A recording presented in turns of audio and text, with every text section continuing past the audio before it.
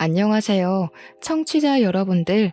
추워지는 날씨에 집구석에 틀어박혀서 사연만 주야장천 듣고 있다가 용기를 내서 저도 사연을 올려봅니다. 저는 아직까지는 신혼을 즐기고 있는 30대 후반의 새댁이랍니다. 제가 진짜 어릴 때부터 기가 막히고 코가 막히는 일들이 엄청나게 많았거든요. 대부분 다 제가 가진 기 때문에 일어난 일들인데 이게 결혼하고 나서도 이어질 거라고 생각도 못했어요. 정말 재미난 일화들이 많아서 친구들이 라디오 사연을 올려봐라, 인터넷에 올려봐라 많이 추천을 해줬고요. 제 신상이 털릴까봐 차마 올리지 못하고 있다가 이렇게 익명으로 보낼 수 있는 곳이 있다는 걸 알고는 바로 글을 써봅니다. 제 이야기 한번 진득하게 들어주시고 재미있다고 해주시면 고맙겠습니다. 저는 어릴 때부터 기가 세다는 이야기를 들으면서 살았습니다. 왜 그런지는 모르겠는데 가끔 길에서 마주치는 할머니들이고 아줌마들이고 아따 조그마한 게 기가 세네 하는 말들을 하셨어요. 300안의 눈동자가 더 그런 이미지를 만들었나 싶기도 합니다. 제가 좀 흰자가 크거든요. 하도 듣다 보니까 그냥 그러려니 하고 살았는데 중학교 때 작은 소란이 한 번 있었습니다. 같은 반 친구네 집으로 숙제를 하러 갔는데 그 친구네 집이 무당집이었거든요. 집에 발을 들이고 친구네 엄마한테 인사를 딱 올렸더니 색동 저고리를 입고 머리를 틀어올린 친구 엄마가 인상을 팍 쓰더라고요. 저한테 신이 들러붙는다고 당장 꺼지라고 파츠랑 소금을 막 뿌리는 거예요. 친구가 놀래서 엄마 뭐 하는 거야 하는데 친구네 엄마는 눈에 보이는 게 없는 사람처럼 저에게 팥 소금 한 통을 다 때려 부었습니다. 기가 어쩜 저리 세냐면서 부정타니 당장 신당에서 나가라고 소리를 막 지르더라고요. 다음에도 이런 봉변 당하기 싫으면 2번 다신 무당집 근처에도 가지 말라고 하면서요. 숙제를 하러 간 건데 그런 봉변을 당해서 너무나도 어이가 없었죠. 친구와의 사이도 자연스럽게 멀어지게 되었습니다. 고등학교에 진학해서부터는 자연스럽게 무당집 근처는 쳐다도 보지 않았습니다. 그때 무섭게 팥을 던지고 소금을 뿌리던 친구의 엄마 얼굴이 생각났기 때문이었죠. 저는 고등학교를 무사히 졸업하고 대학에 진학했고 남자친구가 생겼습니다. 남자친구가 군대에 가기 직전 둘이서 제주도로 여행을 떠났는데 5월의 따뜻한 기운에 유채꽃이 만발한 삼방산 근처에 놀러 갔죠. 그런데 5월이 무슨 전국에 있는 무당들이 다 제주도로 내려오는 시기라고 하더라고요. 무슨 할매의 기운을 받아야 한다고 무당들이 삼방산 한라산 근처에서 기도를 드린다고 하더라고요. 하필이면 날짜가 비슷하게 겹친 건지 한복이나 색동옷을 입은 딱 봐도 무당 같은 사람들이 여럿 있더라고요.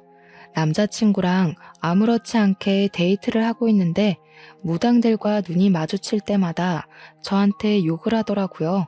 육실할년 신 넘어갈라 이러면서 저를 째려보고 떨어지라고 막 손을 허이허이 젓고 그랬어요. 도대체 저는 무슨 죄가 있다고 이런 취급을 받아야 하는 건지 여행까지 와서 기분이 잡쳤죠.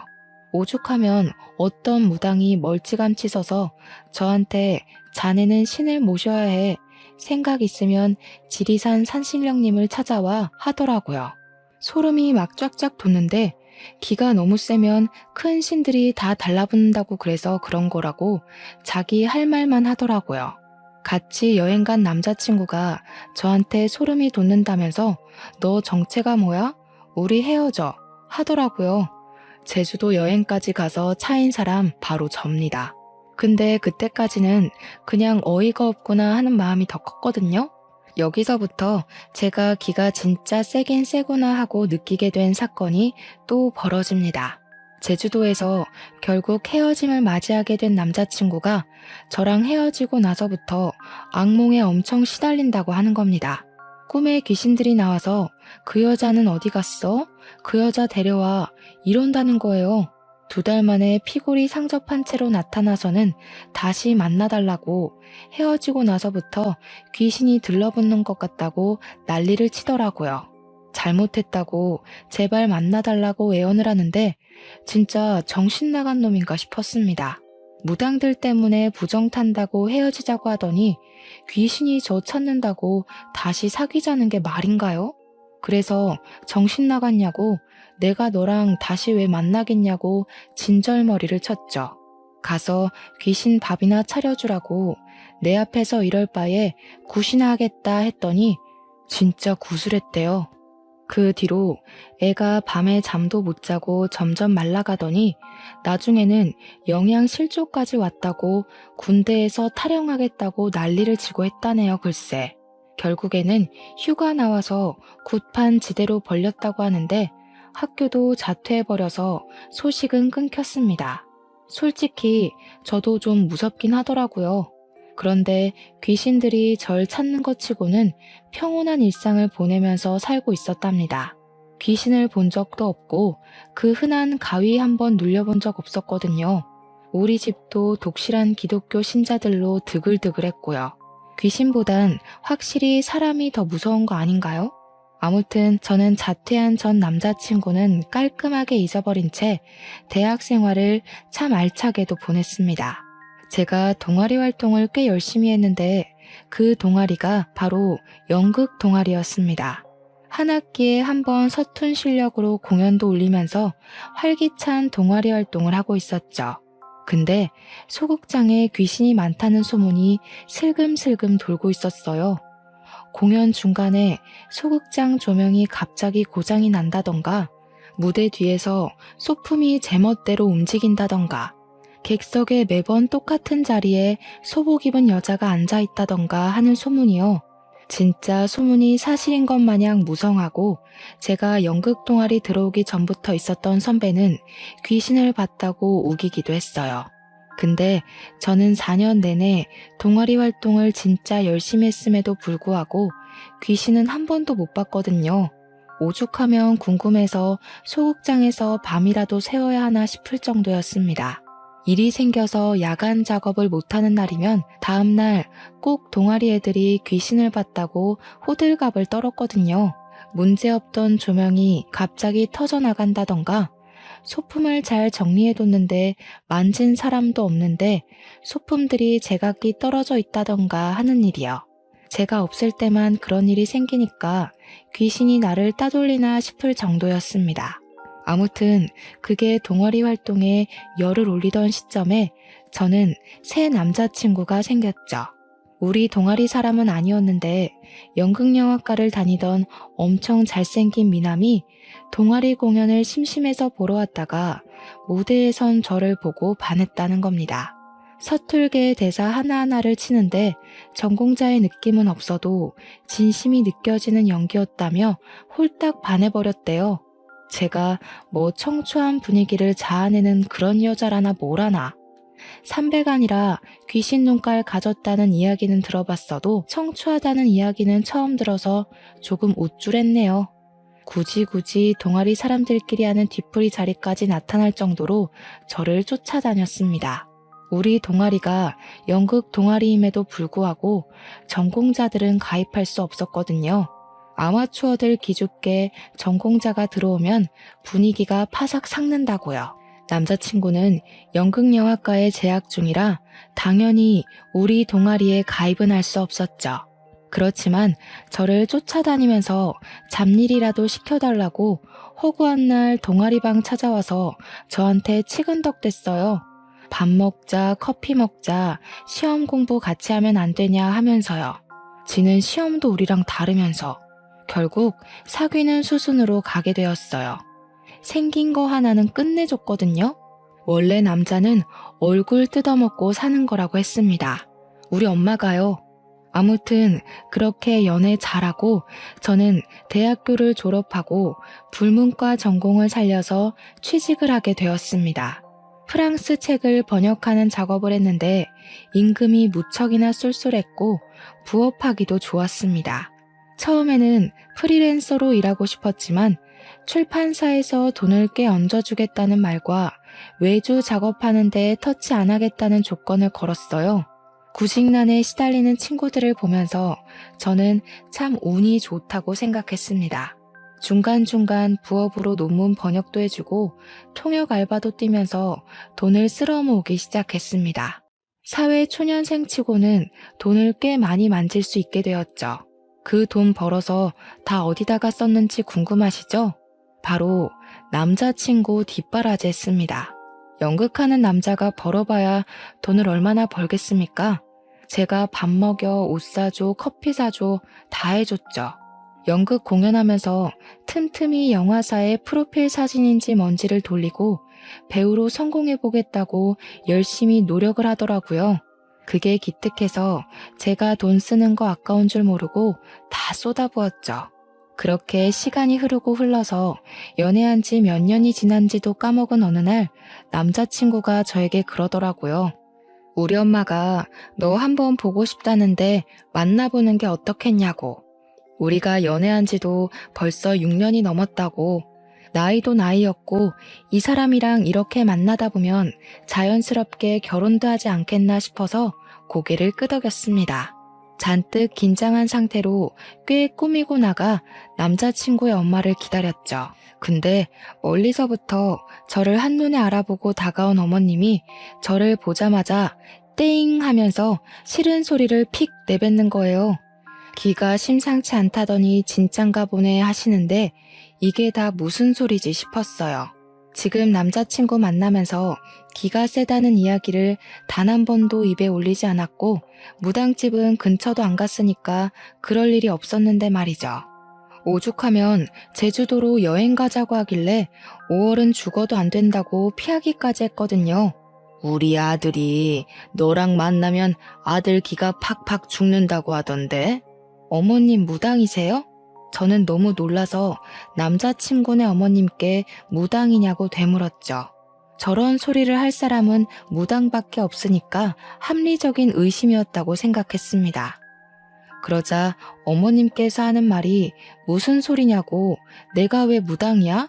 하시면서 버럭 하시더라고요. 저는 왜 기분 나빠하는지도 이해가 안 가서 그냥 무당도 아니면서 왜 무당 같은 소리를 하고 있냐고 물어봤습니다. 그제야 이야기를 하시는데 본인이 사실은 점집을 열심히 다니고 있다면서 점보러 다니는 거 좋아하냐고 물어보시대요. 그동안 무당들에게 당한 게 한두 개가 아닌데 제가 점보러 다니는 걸 좋아할 리가 없지 않겠어요? 그래서 그냥 침착하게 저 기독교인데요. 무속신앙 같은 거 안 믿어요 했죠. 제가 무속신앙이라고 딱 잘라서 이야기를 하니까 어머님이 입을 삐죽 내밀고 말씀하셨습니다. 어디 하나 마음에 드는 구석이 없네. 무속신앙이라고 해도 신 잘 모시는 무당 만나면 예언자가 따로 없어. 마음에 드는 구석이 없으시면 이만 갈까요? 아니, 너는 무슨 만나자마자 바로 간다고 그러니? 너 번영이란다며? 우리 아들 뒷바라지 한다고 그러던데 계속 할 거니? 듣자 하니까 어머님이 말도 좀 생각 없이 하는 것 같고 은근히 기분이 나쁘더라고요. 막말로 제가 지 아들 먹여 살리고 있는 거나 마찬가지인데 저한테 고맙다고 빌어도 시원치 않을 판에 말이죠. 어차피 오늘 보고 안 볼 사람이 될 수도 있으니까 하고 싶은 말 다 하자 싶어서 저도 지지 않고 맞불 작전을 놨죠. 앞으로 어머님께서 뒷바라지 하실 거면 저는 그만두고요. 어머, 얘 말하는 거 봐라. 너 우리 아들 좋아서 만나는 거 아니야? 좋아서 만나는 건 맞죠. 안 좋아하면 가진 거 쥐뿔도 없는 거 왜 만나겠어요? 근데 연애하면서 시자 노릇하는 어머님까지 케어해야 하는 거면 별로 만나고 싶지 않네요. 어머나 세상에. 그 무당 말이 진짜 용하긴 용하다 얘. 말 한마디도 안 치고 또박또박 대꾸할 거라고 하던데 진짜 치는 법이 없어. 얘, 너 마음에 든다. 글쎄 그 무당이 뭐라 그랬는지 알아? 네가 우리 아들 길을 팍팍 잡아먹고 살긴 할 건데 절대로 우리 아들 굶기는 일은 없을 거라고 하더라고. 네가 장군 중에서도 완전히 대장군감이라지 뭐야? 이순신. 제가 이순신이라는 말에 마시던 커피를 뿜어냈습니다. 가까스로 정리를 하고 이순신이 뭐냐고 물어보니까 어머님이 엄청 뿌듯해하면서 그러시는 거예요. 우리 아들 쭉 만나면서 절대로 굶지 않게 해달라고요. 너만 믿는다? 이러시는데 이걸 좋아해야 하는 건지 말아야 하는 건지 제가 가만히 허허 웃고 있으니까 긍정의 의미로 받아들인 건지 나중에 전 보러 같이 가자고 하셨어요. 직접 얼굴 보고 사주 보는 게 좋다고 더 정확하게 알 수 있다고 하시는데 그건 거절했죠. 저 기독교인이라서 싫어요. 그런데 안 가요. 거기다가 제가 점집 가면 무당들이 신 떨어진다고 싫어하던데요. 하루 이틀 겪은 게 아니라서요. 이런 대화가 오고 가는 동안 남자친구는 어디서 뭐 했는지 궁금하시죠? 바로 옆에서 이게 다 무슨 대화야 하면서 눈알만 굴리고 있었습니다. 차라리 옆에 앉아있지 않았더라면 더 막 나갈 수 있었을 텐데 남자친구가 옆에 있어서 조용히 받아칠 수밖에 없었네요. 그나마 저는 면역이 조금 있는 대화라서 어머님이랑 이야기를 나눌 수 있었는데 제가 뭣도 모르는 애였다면 이게 다 무슨 소리야 하고 기겁을 했겠죠. 딱 우리 남자친구 얼굴이 그랬거든요. 이게 다 무슨 개뼈다귀 같은 소리야 하면서요. 그렇게 한번 만나 뵙고 난 이후에 꾸준히 연락하고 귀찮게 하면 정리해야지 싶었는데 이상하리만치 연락이 없더라고요. 간섭도 없고 점집 가자는 이야기도 없고 그날 만났을 때는 제 머리채라도 붙잡고 갈 기세였거든요. 그 이후에 다시 어머님을 뵌 자리는 바로 상견례 자리였습니다. 1년을 더 연애하고 프로포즈를 받게 되었고 결혼을 하기로 했거든요. 7년이나 연애를 했으니 새로운 사랑을 찾기도 어려운 나이가 되었고 남자친구랑 그만큼 만나면서 싸운 일이 손에 꼽히는 정도라 잘 살 수 있을 것 같았어요. 양가 가족들 다 만나서 상견례를 어색하게 이어가고 있는데 시모가 또다시 무당 이야기를 꺼내는 게 아니겠습니까? 이제 결혼도 하기로 한 마당에 같이 점집에 가서 사주도 보고 궁합도 보자고 하셨어요. 우리 엄마는 모태신앙이신데 그 이야기를 듣더니 표정이 정말 썩더라고요. 대놓고 우리 집은 기독교 집안이라 그런데 안 갑니다 하고 잘라내는데 시모가 의견을 굽히지 않더라고요. 아이고, 서로 믿는 종교가 다른 거지요. 서로 이해합시다 하면서 깔깔거리고 웃는데 우리 엄마도 더는 뭐라 못하셨어요. 내가 아주 좋은 날로 날짜를 받아왔는데 4월 셋째 주 토요일에 해야 애들 기가 싹 펴진답니다. 결혼식 날짜는 더 볼 것도 없이 그날로 하시는 겁니다. 시모의 말에 우리 아빠도 당황하고 엄마도 이게 무슨 번개불에 콩 구워 먹는 소리지 하고 있는데 시부만큼은 평온하더라고요. 익숙하다는 그 행동에 저는 피식 웃음이 나올 것 같았죠. 결혼식 날짜 맞추는 거야 뭐 좋은 날이라고 하니까 우리 집에서도 알겠다고 하셨고 저도 별 생각 없이 알겠다고 대답했습니다. 상견례가 끝나고 집으로 돌아가는 차 안에서 엄마가 신경질을 부리시며 이야기를 했어요. 아니, 믿을 게 없어서 선녀보살이니 아기동자니 그런 잡신을 믿는 거냐고요. 격 떨어진다면서 무속신앙 믿는 사람들 중에 제정신인 사람을 못 봤대요.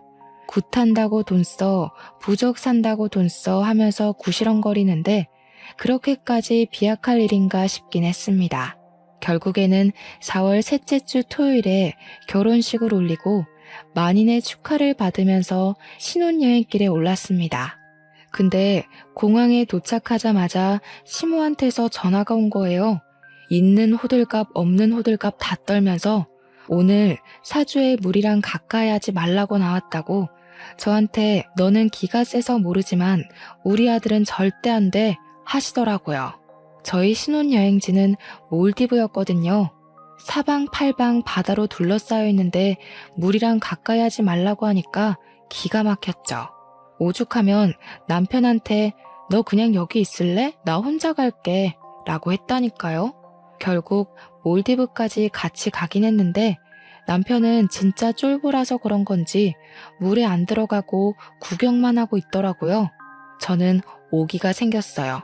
신혼여행까지 와서 그까짓 미신 때문에 이 좋은 물놀이를 하지 않겠다고 하니까요. 제가 남편한테 야, 안 죽어. 그냥 들어와 했어요. 남편이 고개를 절레절레 젓길래 팔을 뻗어서 다리를 붙잡고 바다에 퐁당 빠뜨렸습니다.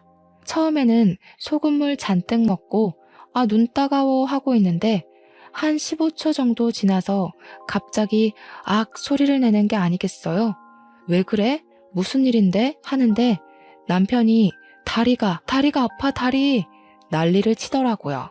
재빨리 사다리를 타고 올라가니까 오른쪽 다리가 퉁퉁 붓기 시작했어요. 물린 자국이 선명하게 있는데 다리의 피부가 보라색으로 막 올라오기 시작했어요. 놀래서 리조트 안에 있는 의무실을 찾아가니까 의무실 직원이 그러더라고요. 젤리피쉬가 물어서 생긴 흔적이라고 먹는 약 먹고 주사 한 대 맞고 그러면 된대요. 젤리피쉬가 뭔지 몰라서 찾아보니까 해파리더라고요. 독이 심한 종류는 아니라서 금방 가라앉을 거라고 하긴 했는데 소름이 돋았죠. 신혼여행 오기 전에 시모가 말했던 물 가까이 가지 말라고 그 말이 딱 생각이 나는 거예요. 저는 물에 내내 들어가 있었는데 멀쩡했고 우리 남편은 정말 한 30초?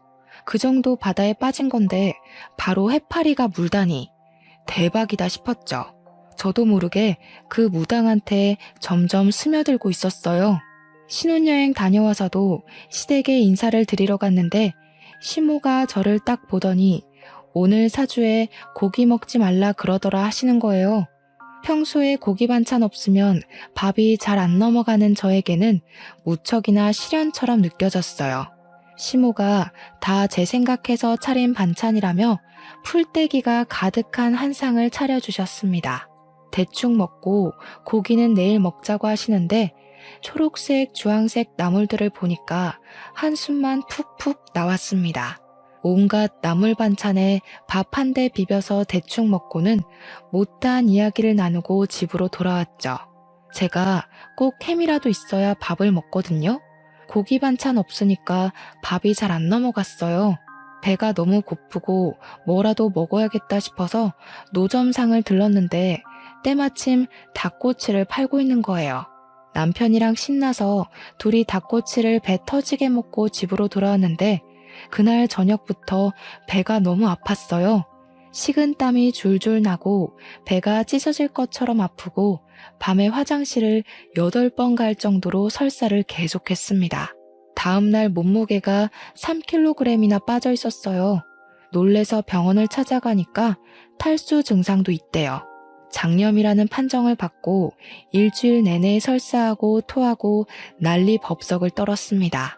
이쯤 되면 그 무당 진짜 용한 게 아닌가 하는 생각이 들더라고요.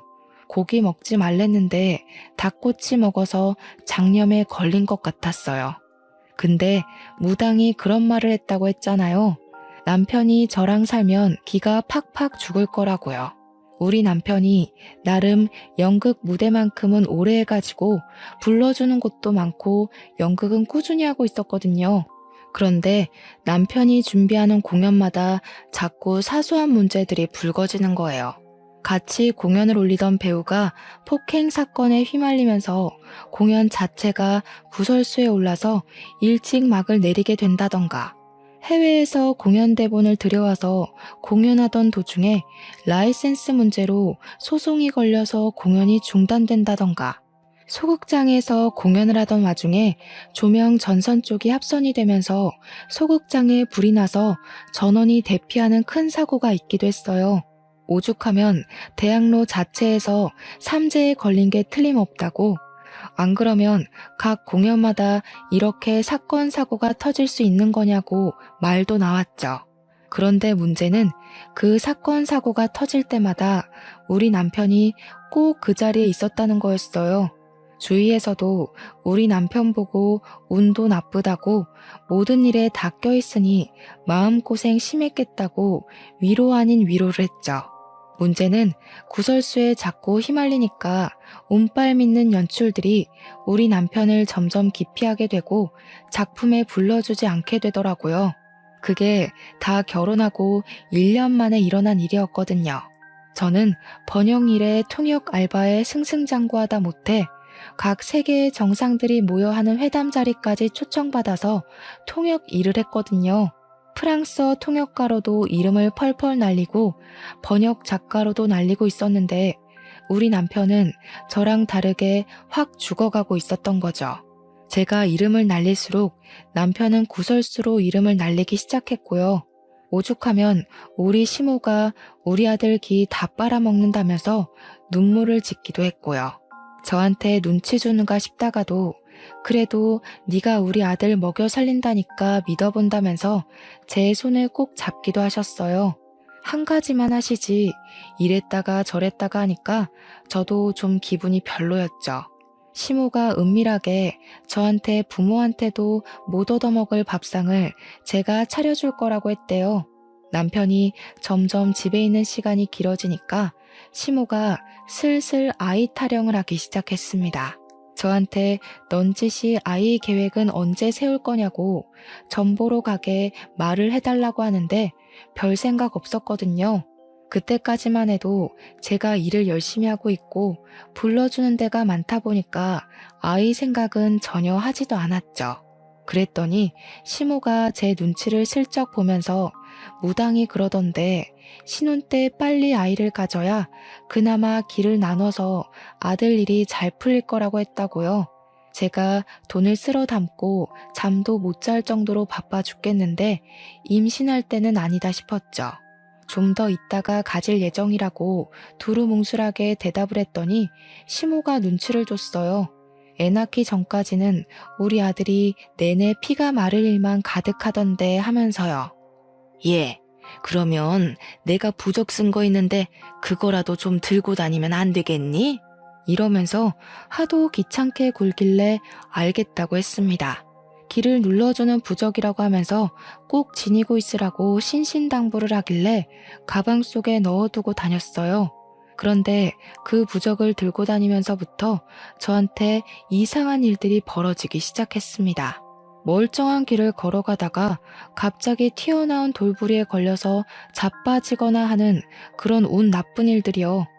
분명 돌부리를 본 적도 없는데 갑자기 넘어지고 생전 처음으로 침대 모서리에 발가락을 찧어서 부러진다거나 하는 일이요. 오죽하면 제가 통역 일을 하러 나가야 하는데 발가락이 갑자기 부러지는 바람에 걸을 수가 없게 된 거죠. 중요한 자리였는데 결국 동기한테 일을 떠넘길 수밖에 없었습니다. 그날 피눈물이 날 것 같은 기분을 맛보았죠.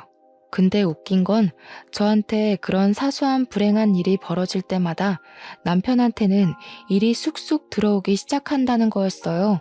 갑자기 작품이 2개나 들어오고 제가 발가락이 부러졌을 땐 글쎄 영화 조연자리에 캐스팅이 떡하니 된 거죠. 순간 찜찜한 마음이 확 치솟았어요. 이러다가 내가 죽는 거 아닌가? 내가 큰 사고를 당하고 남편이 영화 주연 맡고 그런 거 아닌가? 하는 생각이요. 그래서 어떻게 했냐고요? 부적을 태워버렸습니다. 또 어디서 주워들은 건 있어가지고 그걸 태워야지만 화를 피할 수 있다고 하더라고요. 그래서 활활 잘도 태웠죠. 그 이후에 우리 남편은 연기력에 문제가 있는 것 같다고 영화 자리에서 잘리게 되었고요. 공연 하나는 무산되고 아동극 하나 덜렁하게 되었습니다. 우리 남편이 꼴에 자존심은 있어서 절대로 아동극은 안 하겠다고 했는데 일자리가 없으니까 하게 되더라고요. 호랑이 분장하고 어흥어흥하고 있는데 제법 귀엽긴 했습니다. 남편의 소식을 들은 시모가 아니 왜 잘 나가다가 고꾸라지는 거지? 하면서 저한테 부적 어쨌냐고 물어보더라고요. 태워버렸다고 했더니 제 등짝을 때리고 난리가 난 거예요. 그게 얼마짜린데 그걸 태우냐고요. 발가락 부러지고 액땜했다 싶어서 태워버렸다고 하니까 저를 표독스럽게 째려보더라고요. 예, 너 임신하고 싶으면 입던 속옷 들고 오란다. 지금 입고 있는 팬티 좀 벗어서 나한테 주렴 보살님 갖다 드리게. 어머님 노망 났어요? 뭘 달라고요? 그 무당 변태 아니에요? 그러니까 시모가 노발대발하면서 어디 그런 막말을 뱉냐고 하늘이 노하시니까 얼른 바닥에 침을 퇴퇴 뱉으라는 거예요. 어이가 없어서 시모를 기가 막히다는 얼굴로 쳐다봤죠. 아니, 무슨 초등학생도 아니고 침을 퇴퇴 뱉어요. 그런 거 안 해요. 그리고 아직 임신할 생각도 없다니까요. 저희 아이 계획은 알아서 세울 거니까 상관하지 마세요. 네가 임신을 해야 우리 아들 기가 산다니까. 그놈의 기가 도대체 뭐라고 저를 이렇게나 괴롭히는 건지 짜증이 확 나더라고요. 하루 이틀도 아니고 중학교 때 팥과 소금 맞은 이후로부터 저를 끊임없이 괴롭히고 있었으니까요. 어머님, 제가 그래도 고분고분하게 지금까지는 시키는 거 다 해드렸잖아요. 자녀 계획만큼은 남편이랑 저랑 둘이 알아서 잘해볼 테니까 제발 신경 끄시라고요. 한 번만 더 선 넘으시면 그때는 모욕죄로 신고할 겁니다. 제가 딱 정색하고 이야기를 하니까 시모는 부들부들 떨기만 했어요. 그러더니 정 그러면 점집이나 한번 같이 가달라고 굿이라도 한번 하자고 했죠. 결혼하기 전부터 내내 기독교 집안이라 그런 거 안 한다고 말을 했는데도 졸라대니 너무 피곤했죠. 얼마나 맹목적으로 믿으면 사람 말은 듣지도 않고 이렇게 자기 할 말만 우겨댈 수 있을까 궁금하기도 했고요. 곰곰이 생각해보니까 어차피 기가 센 사람인데 제가 쫄릴 게 뭐가 있나 싶었어요. 무당이 되려 저를 쫓아낼 수도 있는 일이니까 시모한테 알겠다고 한번 가보자고 했습니다. 그랬더니 세상 해맑게 웃으시면서 너무너무 좋다고 신난다고 하시더라고요. 저한테 어떤 생각이 있는지도 모르고 아이처럼 좋아하시는 거 보니까 양심에 조금 찔리기도 했지만 이 방법을 써야겠다고 생각했습니다. 더 이상 집에서 무당의 무자도 꺼내지 못하게 만들어버리겠다는 생각으로 계획을 짰어요. 약속을 잡고 무당 집에 딱 들어섰는데 무당이 위아래로 저를 쫙 훑어보면서 딱 한마디 하더라고요. 며느리? 이러는데 느낌이 뭔가 자기적인 느낌이 들었어요. 일부러 사나워 보이고 싶어서 아이라인을 쭉 빼서 그리고 볼에는 말도 안 되는 연지곤지를 찍고 입술을 쥐잡아 먹은 것처럼 짙은 붉은색으로 칠하고 왜 삼류 영화에나 나올 법한 그런 촌스러운 무당 흉내내는 느낌이 딱 드는데 눈빛만 봐도 알겠더라고요. 이 사람은 가짜다, 그냥 사기꾼이다 하는 수준이었죠. 그도 그럴 게 우리 시모가 이 무당한테 쏟아부은 돈이 어마어마했거든요. 그 돈 벌어먹으려면 무슨 구라를 못 칠까 하는 생각이 있었던 거죠. 제 길을 잡겠다는 건지 뭔지 저한테 생년월일 이러는데 날짜를 말해주었어요. 저한테 기가 세네 하면서 남편 잡아먹을 사주라고 딱 잘라 이야기를 하는 겁니다. 아니, 언제는 남편이 나한테만 붙어있으면 평생 배고를 일 없다고 하더니 무슨 남편 잡아먹을 사주라고 말을 바꾸는지. 자기가 굿해주는 순간 그런 나쁜 기운이 다 물러가니까 굿을 하래요. 3천만 원 현금으로 준비해서 들고 오면 바로 굿해준대요. 그러면서 씩 웃더니 네 남편 신혼여행 가서 물 가까이 하지 말라고 했더니 물에 빠져 죽을 뻔했지? 이러는 겁니다.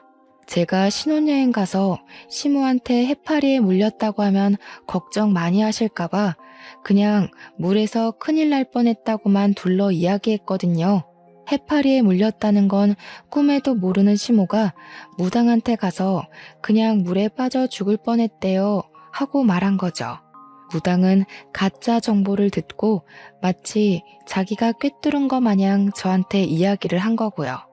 거기서 의심은 확신이 되었고 얘는 가짜다 하는 생각을 하게 되었습니다. 확실하게 길을 눌러버리려고 저는 고개를 끄덕이면서 물에 빠져 죽을 뻔했죠 라고 대답을 했어요.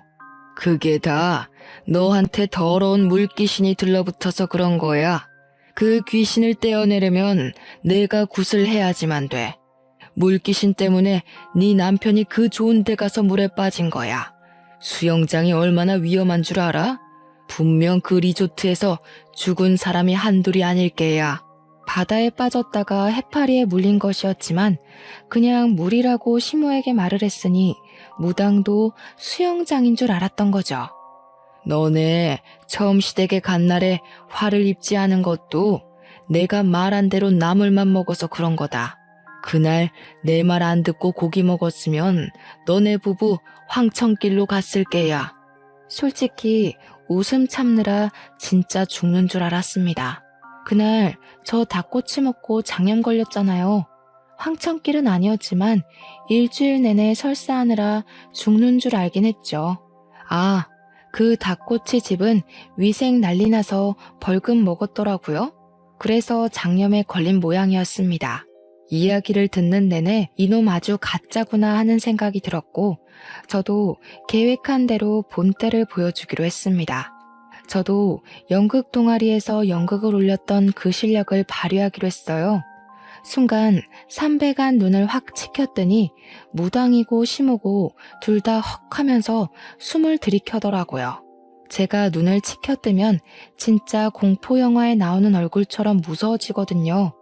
무당이 들고 있던 오색 찬란한 부채를 확 빼져들었더니 무당이 어버버 하더라고요. 시모가 얘 너 뭐하니? 하면서 당황해서 이야기를 하는데 바로 부채를 쫙 펼치고는 눈가를 뒤집어 깠습니다. 가뜩이나 흰자위가 판치는 누나를 이리저리 굴리면서 뒤집어 까니까 마치 접신하는 사람처럼 보였나 봐요. 시모가 으악하면서 뒤로 물러나더라고요. 순간 눈을 바로 뜨고 무당을 딱 쳐다봤습니다. 어디 신도 없는 게 신이 있는 척해. 당장 눈깔 안 깔아? 놀란 얼굴로 저를 빤히 보고 있던 무당이 순간 눈을 아래로 축 깔더라고요. 억지로 웃음을 참아내면서 연기를 했어요. 돈에 눈이 멀어서 신을 팔고 다니는 니년이 하늘이 무섭지도 않은가? 그랬더니 무당이 놀래서 저를 바라보는데 그 얼굴에다가 냅다 부채를 던졌습니다. 코를 막고 악 소리를 내며 움켜쥐는 무당을 보고 벌떡 일어서서 눈가를 뒤집고 살풀이하는 것처럼 방방 뛰었어요. 제가 방방 뛰면서 막 돌기 시작하니까 시모가 놀래서 무당 옆에 찰싹 붙더라고요. 무당도 그런 시모 옆에서 제가 하는 꼴을 계속 쳐다보고 있었습니다. 저는 거기서 끝내지 않고 방방 뛰면서 불어를 미친 듯이 빠르게 외쳤어요. 그냥 의미 없는 불어였어요. 식사는 하셨습니까? 오늘 날씨 좋네요. 이것은 얼마입니까? 하는 불어요. 불어 발음이 워낙 둥글고 특이해서 빠르게 말하면 방언처럼 들리거든요. 마치 올렐레 팔렐레 하는 것처럼요. 제가 막 우르르 끽끽하면서 방방 뛰고 막 아무 헛소리나 내뱉으면서 신들린 사람처럼 팔을 휘적휘적 저으며 있으니까 무당이 놀래서 뭐야 하더라고요. 그때를 놓치지 말고 무당 앞으로 달려가서 어디 하늘신 앞에서 구라를 치냐? 손모가지 확 분질러 버릴까? 하면서 무당 손목을 팍 때렸죠.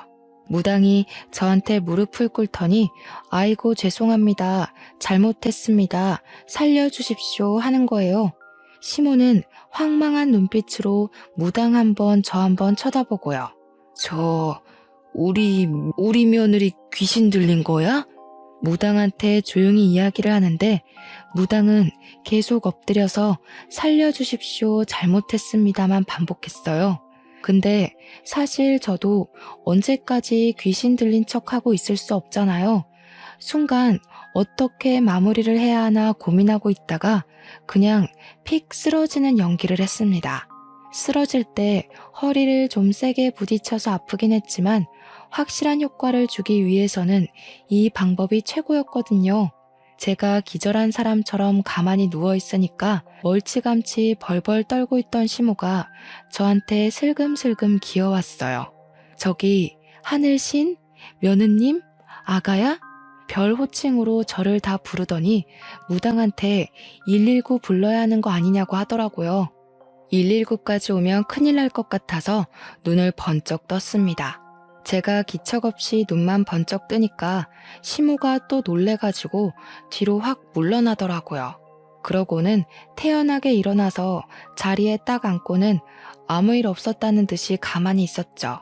시모랑 무당이랑 눈만 껌뻑껌뻑 뜨고 저를 보고 있었어요. 저는 해사하게 웃으면서 어우 왜 이렇게 덥죠? 했어요. 방방 뛰었으니 숨도 차고 덥기도 덥더라고요. 왜 그렇게 저를 보세요? 무슨 일 있었어요? 왜요? 그러니까 다시 시모가 무당한테 철썩 붙더라고요. 그제야 무당이 목을 킁킁 가다듬고 안 놀란 척하면서 저에게 말을 했죠. 방금 신이 왔다 가셨나 봅니다. 뭐야? 진짜 귀신 들린 거야? 귀신이야? 귀신? 예, 기억 안 나니? 응? 제가 무슨 소리를 하는 거냐고 웃으면서 이야기를 하다가 갑자기 딱 정색을 했죠. 제 표정이 바뀌니까 시모가 히익 하고 숨을 들이켰어요. 다른 건 모르겠는데 제가 구라치면 손모가지 자른다고 한 거는 기억이 나네요. 됐수다. 돈 안 받을 테니까 앞으로는 이 근처도 오지 마시오. 내가 감히 보고 말고 할 사람이 아니니까. 당신 시어머니고 당신이고 앞으로는 제발 2번 다시는 이쪽으로 오지도 마. 머리도 두고 자지 마. 결국 시모랑 저랑은 쫓겨났고요. 당연하게 소금도 맞았습니다. 시모는 이게 다 무슨 일이냐고 뭐가 뭔지 모르겠다고 하면서도 제 옆으로는 안 오시더라고요. 그 뒤로 어떻게 됐는지 궁금하시죠? 시모는 그날 이후로 점집에 점도 꺼내지 않게 되었습니다.